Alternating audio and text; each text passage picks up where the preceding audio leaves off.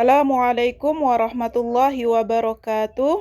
Kali ini saya akan sharing dan mempraktikkan bagaimana cara memasukkan foto penulis di e-modul yang sudah kita buat dengan memanfaatkan AI ya, memanfaatkan Qwen AI.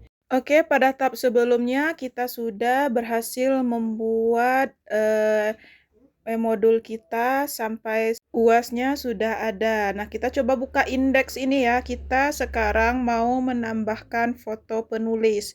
Kalau di sini kita lihat di bagian penulis, di sini belum ada foto kita ya, foto penulis belum ada. Nah, untuk memunculkan foto penulis, silahkan kita tambahkan file foto kita ke dalam folder ini ya.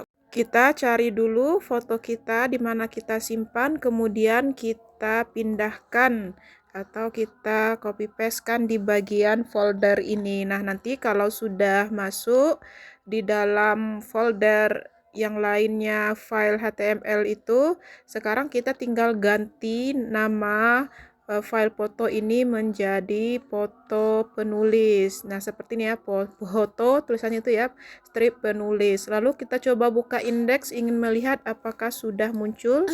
Klik bagian penulis dan di sini alhamdulillah foto untuk penulisnya sudah muncul. Artinya sukses ya. Oke, sahabat, itulah tadi cara memasukkan foto penulis di modul AI yang kita susun. Semoga video ini bermanfaat. Terima kasih. Wassalamualaikum warahmatullahi wabarakatuh.